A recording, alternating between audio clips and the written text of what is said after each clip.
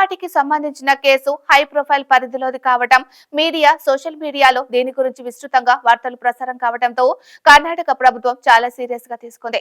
ఈ వ్యవహారంలో ఎంతటి వారు ఉన్నా వదిలిపెట్టకూడదని పోలీసులకు కీలక ఆదేశాలు జారీ చేసింది. బెంగళూరు నగర పోలీస్ కమిషనర్ ఆధ్వర్యంలో ప్రత్యేక దర్యాప్తు బృందం ఈ కేసును విచారిస్తుంది. రేవ్ పార్టీ మాదక ద్రవ్యాల కేసులో ఇప్పటికే 70 మంది అనుమానితులను పోలీసులు నిందితుల జాబితాలో చేర్చారు. అందులో శరీర రక్త నమూనాలలో పాజిటివ్ గా తేలిన వారిపై కేసులు నమోదు చేసి అదుపులోకి తీసుకున్నారు. రేవ్ పార్టీ నిర్వహించింది ఎవరు, మాదక ద్రవ్యాలు సరఫరా చేసింది ఎవరు, ఆ రోజు పార్టీలో ఎవరెవరు ఉన్నారు, ఎలాంటి కార్యకలాపాలకు పాల్పడ్డారు, గతంలో ఇలాంటి పార్టీలకు ఎప్పుడైనా హాజరయ్యారా, ఈ పార్టీకి హాజరయ్యేందుకు ఎంత చెల్లించారు, ఈ పార్టీ నిర్వాహకులు మీకు ఎలా పరిచయం అనే కోణాల్లో పోలీసులు కేసు దర్యాప్తు చేస్తున్నారు. రేవ్ పార్టీ మాదక ద్రవ్యాల కేసులో హేమ అరెస్ట్ అయిన విషయం తెలిసిందే. మూవీ ఆర్టిస్ట్ అసోసియేషన్ నుంచి ఆమెను సస్పెండ్ చేస్తారని తెలుస్తుంది.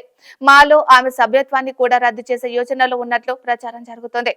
దీనిపై మా అధ్యక్షుడు మంచు విష్ణు అధికారిక ప్రకటన విడుదల చేసే అవకాశం కనిపిస్తుంది.